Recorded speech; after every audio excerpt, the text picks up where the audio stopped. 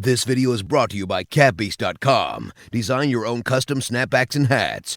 What is going on, guys? JD from New York here. Thank you so much for tuning back into the channel on this August 22nd, 2017. This is your official SmackDown Live review, and it was glorious. Finally, the man, Bobby Roode, is on SmackDown Live. He made his main roster debut, the return of Shelton Benjamin, more chaos between Shane McMahon, AJ Styles, and Kevin Owens. Somebody dug up Dolph Ziggler from his fucking grave. I don't know where he came from.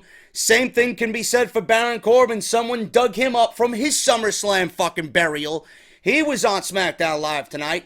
We'll talk about all that plus so much more, man. It was a very good episode of SmackDown Live. Don't get your hopes up. Don't get your hopes up. Road Dogg's probably going to be jerking his own fucking cock in the mirror at the end of tonight. Oh, look at that. We put on a good show. Yeah, one good show out of the last fucking 3 months. All right? Don't stroke your ego, bro. This was one good show. I'm going to say the same thing that I said about Monday Night Raw last year. You put on one good show, it means nothing. You got to put on a string of good shows. You need a proverbial winning streak. Then I'll say something good. But as of right now, it was a decent show, and that's all it was. I enjoyed myself for 2 hours. We'll talk about it because there were some big happenings on tonight's show, some of which I liked, some of which I did not like. We'll talk about it. That's why we're here. I want to thank everybody for an amazing 4 days. You guys are fucking beast. I'm going to steal this one from Macho T. My buddy Macho T. You guys are fucking savages, man. SummerSlam review almost did 55,000 views. I'm looking at the real-time views during SmackDown Live tonight. You guys are unbelievable, man. Almost hit 2,500 likes. Probably will by the end of the 48-hour span. Unbelievable stuff, man. You guys came out full force for my SummerSlam review. You couldn't wait until I tore that show to shreds, and that's exactly what I did.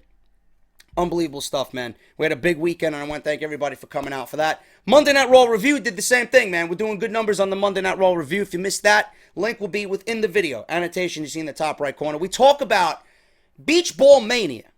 And this is a thing that, again, happened tonight at SmackDown. I didn't see it on television. I was told via tweets that beach balls were going off during SmackDown Live. They were quickly confiscated. I don't know why. So they subdued all that stuff before it got out of hand. But I do discuss the Beach Ball Mania craze and the chaos that apparently everybody's tweeting about. I give you the best reasoning I possibly can for Beach Ball Mania on my Monday Night Raw review. Plus Strowman, Lesnar. We got John Cena, Roman Reigns. How I feel about all that stuff. All that stuff on the Monday Night Raw review. Make sure you guys go and check that out. Off the Script is live this weekend as well. This past weekend, I should say. Everything you guys have missed or might have missed in the annotation that you see within the video. I want to thank everybody for supporting the show the best way you can, man. Patreon, some of you guys pledged during the show. Thank you guys so much. You're all getting shout-outs on Off the Script this coming weekend. Patreon.com/JD206. My $5 or more patrons are getting Mario Kart this week, so you better get ready for that, man. You better keep your eyes open. Mario Kart's coming back for Patreon exclusively only for my $5 Patreons. But if you guys want to pledge yourself, patreon.com/JD206. Early access, Discord access, Mario Kart, Off the Script extra. You guys are going to get a bunch of shit. Should be a good time. Thank you guys so much for all that. Audible is still offering all new listeners. Let's end the month on a high note, man. Audible still offering all new listeners of the show 30 days free and one free audiobook of your choice. audibletrial.com/offthescript. Go and check that shit out, man. You're getting something for free just for listening to the goddamn show. Thank you all so very much. And barbershopwindow.com for your t-shirts. We are officially partnered with Pro Wrestling Tees and Barbershop Window. barbershopwindow.com/offthescript. Coupon code JD17 at checkout. Go get your t-shirts because there's going to be more t-shirts coming to the shop very, very soon. And I'm sure you guys are going to love them. Thank you all so very much for that, man. Let's talk about SmackDown Live, man. It was glorious. I'm going to start off with Bobby Roode, man. Before we get into anything, I want to talk about Bobby Roode. All right. I am a huge fan of Bobby Roode. And it was kind of hinted at this weekend, I know PW Insider mentioned it. I know Meltzer mentioned it. Bobby Roode, his debut on the main roster, imminent. It's coming soon. He was backstage during Raw. I'm guessing he was kind of familiarizing himself with how things are done. He was probably meeting with Vince McMahon and Triple H and just getting, comfortable with things. And then today we seen a picture floating around on Twitter where Bobby Roode was coming into the Barclays Center again this afternoon. And then 1 hour before SmackDown hit the air on the USA Network, we seen pictures of Bobby Roode's graphic on the Titantron being tested out doing sound check. So people that were there in the arena were kind of spoiled that Bobby Roode is going to be making his main roster debut on SmackDown Live. So obviously Twitter caught wind of it. Everybody blew it up. Bobby Roode made his main roster debut with SmackDown Live. One thing I do want to mention. I made mention that there should be talks between Daniel Bryan and Kurt Angle. There should be a back and forth on that competitive nature for Raw and SmackDown. There should be a logical reason given to how Raw or SmackDown gets a superstar from NXT. There should be trades negotiated, right? I brought up the idea of Emma being squashed every week on Monday Night Raw. How about trading Emma to NXT for Peyton Royce and Billie Kay? Something like that. That was just an example, right? So they did come out and explain why Bobby Roode signed with SmackDown. And that's exactly what they said. SmackDown had an open budget. They got some money tied up. He was the hottest free agent in sports entertainment. And SmackDown Live, Daniel Bryan, Shane McMahon signed Bobby Roode to a big money deal. And I'm assuming that they didn't really mention this on television. One has to assume that he was talking about John Cena. John Cena seemingly went from SmackDown to Raw. He's a free agent now, right? Raw signed his services for the time being. So they had money tied up or squared away, now free to sign Bobby Roode. I like it.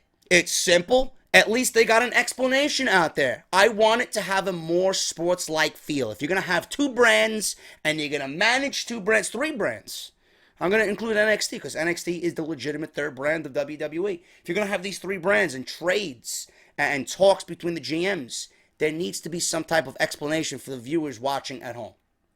So I'm glad they got that out of the way. Bobby Roode came out. One thing I immediately noticed is that his entrance was cut down by 9 minutes.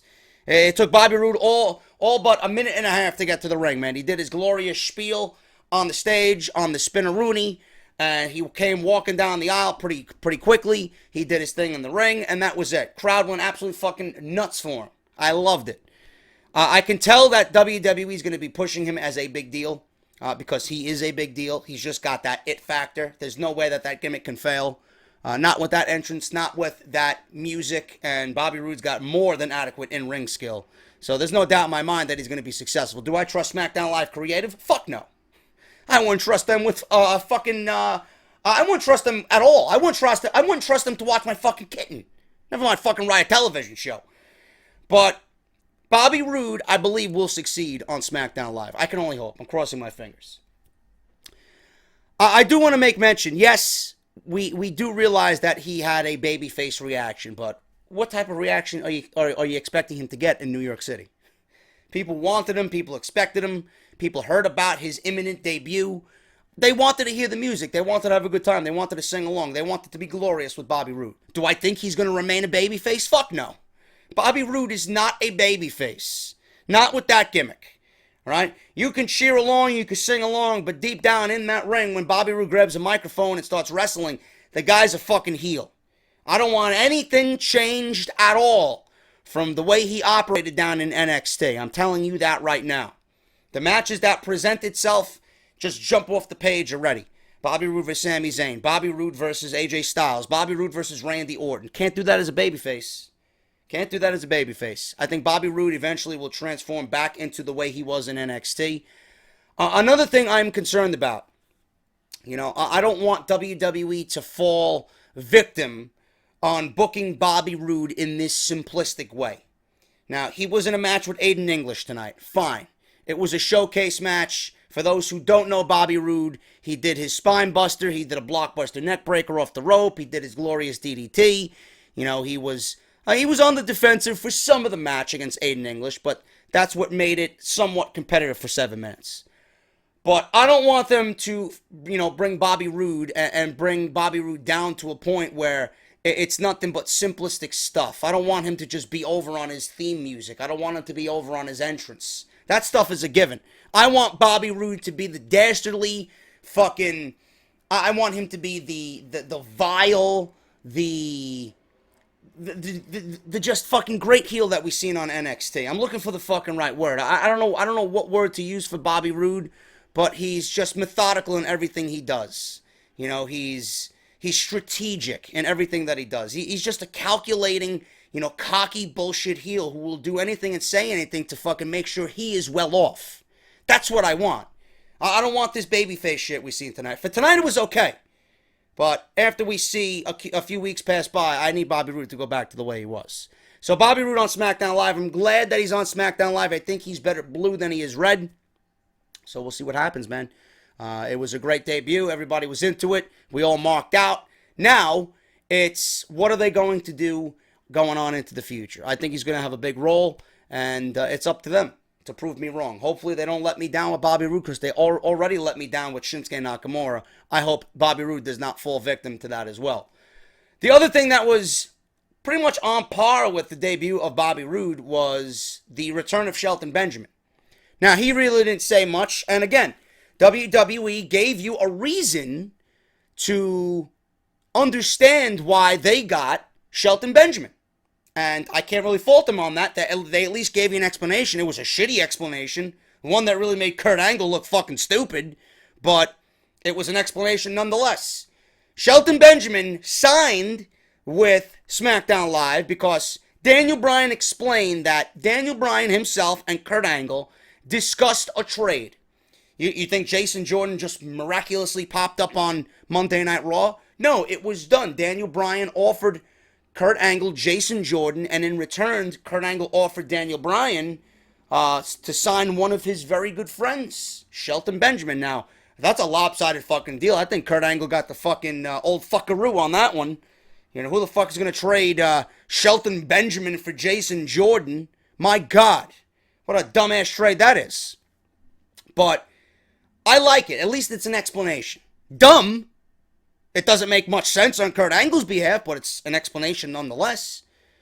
Now, a lot of people were complaining that Chad Gable did not need another tag team partner. I am going to say I disagree with those people, because Chad Gable still young enough. Chad Gable's got many more years left. Many more years to be successful on his own as a singles guy. So I'm not really all that in a rush to push Chad Gable on his own. Yes, he gave us some decent matches with Kevin Owens, AJ Styles, and Rusev. We know what the guy can do.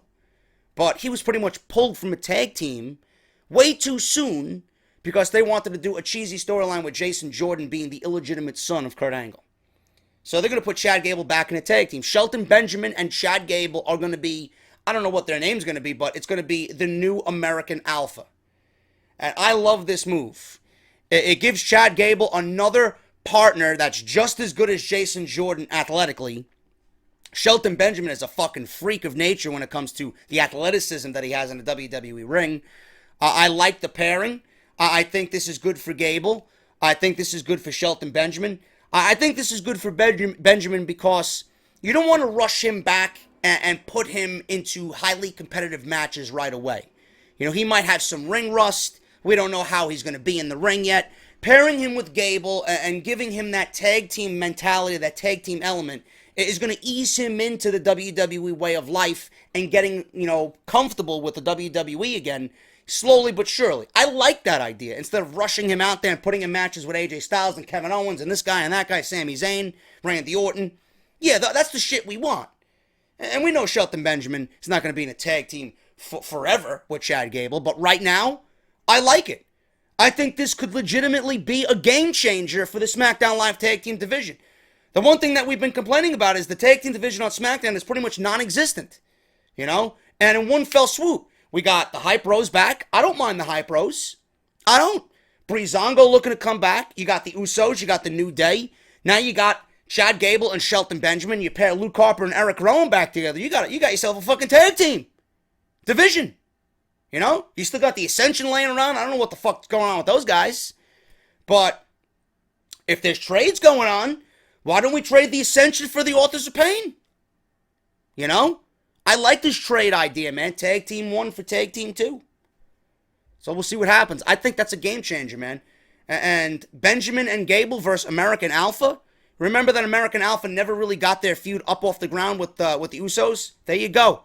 There you go. Chad Gable can be thrusted right back into a feud with the Usos, but this time without Jordan, but with Shelton Benjamin. I think that's a game changer, man. I think it's going to do wonders. And the matches that we're going to get with the Usos, being that they're at the top of their game right now, come on, man. There's no way that you can't like that. I think it's a fantastic idea. For now, obviously, Gable, yes, he's got all the elements to break out on his own, but for now, he's still young enough to the point where he can learn from Benjamin, he can work off Benjamin, and this gives Benjamin an easy in right now for the WWE to work off that ring rust and just get comfortable being back on live television. I like it. I think it's a fantastic idea, and I can't wait to see what they do with it. The Shinsuke Nakamura, Jinder Mahal shit, okay? Again, I'm going to praise Daniel Bryan here. I'm going to praise SmackDown Live Creative. Finally, I've waited for fucking months for somebody to say something. Finally, Daniel Bryan on television addressed the fact that Jinder Mahal cannot win on his own. Finally. When was this going to come to television, in the last couple of months? Why hasn't it been said already?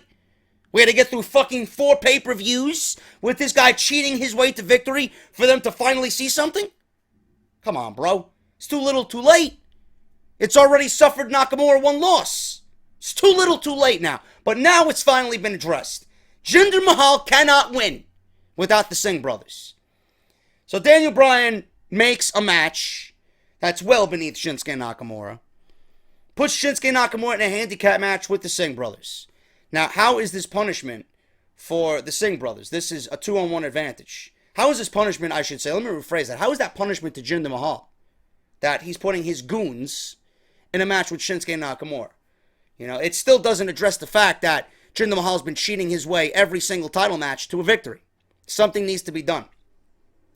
But the Singh brothers were in a match with Jinder Mahal, and it was on tonight's show that Shinsuke Nakamura hit the Kinshasa on Jinder Mahal. Something that he was going to do if there was not any interference on behalf of the Singh brothers. So, I guess Shinsuke Nakamura got his revenge on the Singh brothers for getting involved in the SummerSlam match with Jinder Mahal. He took them out. He beat both of those guys. And then it left Jinder Mahal open to take the Kinshasa. And it really exposed Jinder Mahal for, listen, I can't win without these guys. And look what happens when they're not around. Kinshasa. So you have a very difficult task ahead of you if you want to win on your own. Because if he hits that Kinshasa, it's over. It's over. So I don't know where they're going with that. I really don't understand the chase with Nakamura. I really don't understand the appeal to Jinder Mahal. You guys know how I feel about that. I just don't. I think the guy sucks. I think he's awful. He's belittled the WWE Championship. But I don't know how long this is going to be able to be dragged on. I think just get it over with already and give Nakamura the title. At least you can start building some prestige back to the WWE Championship. Dolph Ziggler came back. I don't know what the fuck they're doing, man. He sounded like a literal lunatic tonight. He was going on and on and on and on about how he was away and how he was watching Raw and SmackDown and he was watching people succeeding by playing guitar and rapping and coming out with beautiful valets and I think he mentioned something else. I can't really think of it right now. Or he mentioned Naomi and glow-in-the-dark outfits and glow-in-the-dark titles. And he mentioned literally everything that's getting over, that he doesn't approve of. I don't know what type of gimmick they're doing with Dolph Ziggler or that they're going to be doing for Dolph Ziggler, but the way I perceived it is nobody fucking cares about Dolph Ziggler. I think his time has run out in the WWE. It's one of those situations where people just don't give a shit. You're going to try, and it's going to be the same reaction every single fucking time. This is like a Roman Reigns situation. WWE tried to get him over, and nobody wants anything to do with the fucking guy. WWE's trying to repackage Dolph Ziggler and get this guy back in the spotlight. Turn him face, turn him heel, repackage him, give him a new gimmick. They try, and nobody fucking cares. It's to a point where Dolph Ziggler, anything he does is not going to get over because people are just not invested in him.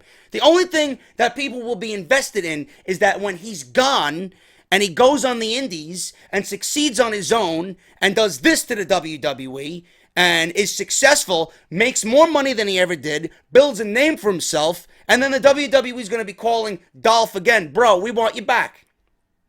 At least at that point, he'll get into more households. He'll get his brand out there. He'll get his wrestling ability out there. He'll be under the spotlight, whether he joins Ring of Honor or if he joins the Bullet Club. Something along those lines to get him to a fucking level that he deserves to be at, because he's too good. He's too good. Disappear for a little bit. Go to Japan. Go to Ring of Honor. Build your brand again like Cody Rhodes did. And then come back. You know, build yourself up to the point where they want you again. And you can make even more money in your second time around. That's what I think is going to happen with Dolph Ziggler. Because right now, anything the guy does, I really don't give a shit. I honestly don't give a shit about anything Dolph Ziggler does. Other than that, man, the only other thing I liked on this show was AJ Styles and Kevin Owens. I am not keen on Owens and Styles again. I'm not. I didn't want to see it. I thought it ended on Sunday. I didn't care for another match. AJ Styles opens the show. He says that this is still the place that he built because he beat Kevin Owens on Sunday. Therefore, tonight he was going to reinstate the U.S. Open Challenge, and it starts to open the show. I was hoping for Bobby Roode there, and I was hoping for a fucking showdown between Styles and Bobby Roode, a heel Bobby Roode. That's what I was hoping for. But Kevin Owens comes out instead. Never in my life did I want Kevin Owens to go away. Tonight I wanted him to go away. I didn't want to hear from him. I was so in tune with Bobby Roode coming out that when I seen Kevin Owens, I'm like, fuck. Even the crowd was chanting for Roode. So Kevin Owens comes out and says, AJ says that this is not happening tonight because he's already beaten Kevin Owens at SummerSlam. Owens blames the whole thing on Shane McMahon, and Shane McMahon then comes out to offer his rebuttal. Boss wants to know why Owens' issue is just on and on and on, the same shit over and over again. Owens goes on to rant about how Shane can survive a helicopter crash, jump off Hell in a Cell, fall out of buildings, but he's grazed by a 450 splash on Sunday night, and he can't get up. So they show the clip of AJ being pinned with his foot on the rope. So his foot was on the rope before Shane McMahon even made one count. And Kevin Owens says that this isn't fair, and complains and complains and complains that he wants another shot at the title.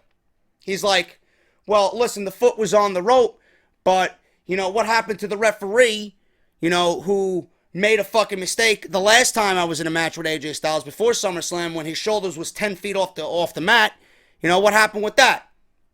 So AJ was like, hold on here. You know, he told him to shut up. Shane McMahon was pretty much, listen, it's the referee's final decision, just like it was my final decision to keep that and have it stand. I reversed the decision. I seen it after the 3 count was made, you know?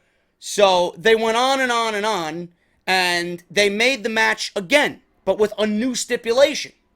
So Kevin Owens was given the opportunity to choose his own referee. Now, they really could have made something of this. They really could. And I loved Kevin Owens here. I think he came off genuine. I think he came off, you know, very heel-like, which he usually does, but more so, it was more pronounced here. He was very angry. He played his role very well tonight. Normally, it's very robotic. It's very scripted. I like this segment a lot between all 3 guys. I liked the clip that was ready for Kevin Owens. I liked Shane McMahon's rebuttal. I liked the fact that AJ told Kevin Owens to shut up. Listen, you don't deserve this, but if you want it, if it's going to shut your fucking mouth, I'll put the title on the line. I don't give a shit. You know, AJ comes off as a fighting champion. He doesn't care. He's dealing with the bullshit. You know, at least AJ is looking strong as well. And he's not afraid to back down from Kevin Owens, who's been a big baby about all this stuff. So he gets the option of choosing his own referee. He doesn't want Shane. He doesn't want a WWE official. He wants to choose an official for himself. So it's on him to choose an official. And Shane McMahon said, all right, I'll sign the match. I'll book the match for the main event tonight. But as long as AJ is champion, this is your last opportunity at the United States Championship. Owens then runs into Sami Zayn in the back. Just the guy that I'm looking for. Sami Zayn is in the back, and Owens wants him to be the special guest referee. Sami says he watched his DVD recently and says that they've been fighting for so long, seems like they don't even remember why they're fighting. So Owens points out that Sami hasn't done much since arriving here on SmackDown Live, and he wants to put Sami in an important role for the first time since he's been drafted to SmackDown Live. Sami said he'll think about it. Sami doesn't yet say no. So that was an interesting choice that he wanted Sami Zayn, of all people, to be his man for this United States Championship match. Could have had a really nice dynamic there with Sami Zayn, but it really didn't end up making sense. And I'll talk about it in a little bit when we get on with the show. Bobby Roode beat Aiden English. Glorious DDT, 6 minutes and 28 seconds post-match. Bobby Roode says everything he does is big box office. And in a New York minute, SmackDown Live has gone from great to glorious. Bobby Roode's going to do well, man, hopefully. Crossing my fingers on that one. Chad Gable comes in, talks to Daniel Bryan. Sorry about the Jason Jordan thing. Chad Gable's like, everywhere I go, people asking me about Jason Jordan. Daniel Bryan found him a new tag team partner, and that is Shelton Benjamin. Shelton looked to be kind of on the fence about this. I don't know what that meant. I don't know what that means. I don't know if that's going to mean a heel turn. People were tweeting me, JD, maybe Shelton turns heel. I don't know. I'd love to see a match between Gable and Shelton Benjamin, of course. But let's give this a chance. Let's give this a chance next week. If they do well, I'd love to see them stick it out for a couple of months. Maybe get a tag team title run out of it. A few matches with the Usos. I think that'd be great. But Gable and Benjamin are a thing. They will be debuting the new version of American Alpha next week on SmackDown Live. Right now, I'm going to give it a chance. I want to see if it does well. Sami Zayn says he will not be the referee. He thought about it. He will not be the referee. Now, I don't understand why Sami wouldn't do it. And this is my reason behind that. Kevin Owens has just weaseled himself out and complained about literally everything. At least he knew Sami Zayn. He's known Sami Zayn all his life. He'd be getting a referee that I'm sure would call it right down the middle. So I don't understand why Sami Zayn didn't want to do it, for the fact that it would present Kevin Owens in a match against AJ Styles, and Sami would be the one guy to call it down the middle. I don't know why he didn't want to do it. He was offered the position. Owens legitimately offered him the position more so than anybody else. Why Sami didn't want to take it to give Kevin Owens that match, that fair match. And you could look at it this way too. It could be kind of, Sami fucking over Kevin Owens, because Kevin Owens would want Sami Zayn to do something dastardly or heel-like, and Sami Zayn wouldn't do that because that's not Sami Zayn. Sami Zayn's not built like that. So it really didn't make any sense to me why they even asked Sami. It made sense if he wanted to do it, but I don't know why they just asked him and he didn't want to do it. It's stupid to me. It really doesn't make any sense. So the search continues. Usos versus the Hype Bros. This match was very short. Usos defeated the Hype Bros with a super kick to Zack Ryder. 3 minutes and 14 seconds. Everybody thought that the Hype Bros here were going to break up. No signs of anything yet. Nothing really happened between Mojo Rawley and Zack Ryder. Post-match, the Usos say that they are the whole division. They put the division on notice, and that this is the Usos' penitentiary. And when you feel something creeping around you, it ain't paranoia, it's the Usos. Fantastic. They are the best tag team in all of WWE. Look at what one heel turn does to a fucking character in WWE. You can't tell me that I'm wrong. I've been calling for their heel turn for fucking months before it happened. Why? That's the reason why. They are legit. They look legit, they sound legit, and they look tough. Usos have looked the best that they've ever looked in their entire WWE run. Big fans of the Usos right now. Shinsuke Nakamura beat the Singh brothers in a 2-on-1 handicap match. Mahala's at ringside. The Singh brothers were dressed in fucking dress pants and dress shirts. They clearly weren't here to wrestle. They don't have to tag. It was both of them in the ring at the same time. It was pretty much, a triangle choke for the tap out. I don't know these guys' names. Fuck me for not knowing their names, but do I care? No, I don't care. So Nakamura grabbed the triangle choke, made one of the Singh brothers tap out, close to 3 minutes. It was on Samir. I'm sorry, it's in the notes here. Samir Singh. So Mahal jumps Nakamura from behind, but he takes a Kinshasa after everything there. He's laid out, and Nakamura poses in the ring to end that sequence. You know, I'm not excited. After SummerSlam, I'm just not excited. I really don't. They fucked me up. They fucked everybody up, and they fucked Nakamura up on Sunday night. Nakamura should not have lost. It should have been a DQ.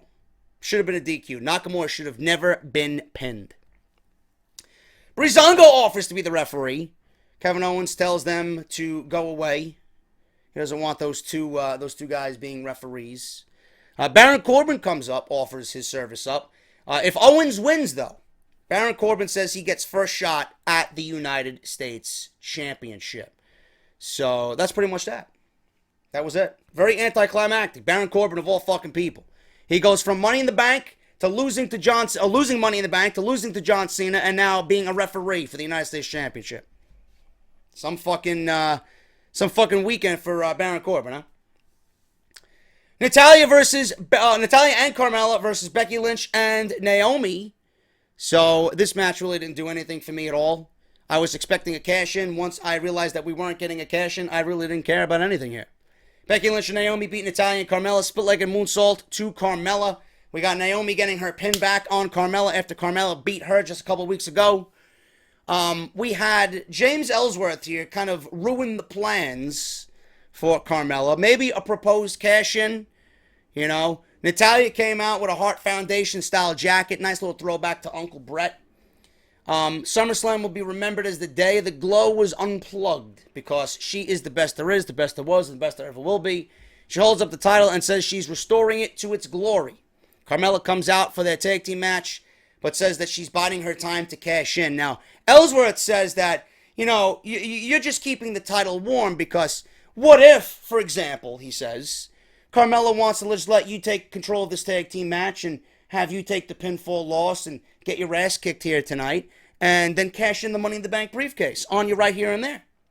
And Carmella's like elbowing him in the fucking shoulder, like, what the fuck are you doing? Why you revealing our plan to her? Now she knows. Now she's gonna be looking for it. So Ellsworth is a fucking goon. Ellsworth is a fucking goon. So that was that. Becky Lynch and Naomi beat Natalya and Carmella. I'm expecting a cash-in, and I'm still expecting, I'm going to predict here, I'm predicting she will fail the cash-in. I don't think Carmella's going to win the cash-in. That's just me. But we move on to that, and then we go on to Lana in the locker room on her cell phone. I don't know who the fuck she's talking to. I got news on Rusev this weekend, by the way. Apparently he asked for his release. Do you blame him? I don't. Tamina comes in and asks what's up with her path to the title. What's going on with my title shot? Lana tells her to close her eyes and think about everyone who has been against her over the years. The path to being dominant begins next week. Please. Tamina closed her eyes. Every time that I see these two on my television, I close my eyes as well. Put me to sleep. U.S. title, AJ Styles versus Kevin Owens. Main event here. Baron Corbin had a shitty week. He's an even shittier referee. I didn't like him as the referee at all in this match. Shane McMahon came out and pretty much told him that he was doing a fucking horrible job. So they argued on the outside. Baron Corbin took the referee shirt on, threw it at Shane McMahon, and he said pretty much, listen, you want this fucking referee shirt? There you go. It's all yours. So Baron Corbin, a failure in everything that he's done. Money in the Bank, John Cena, SummerSlam, and now he can't even referee a fucking match. There you go.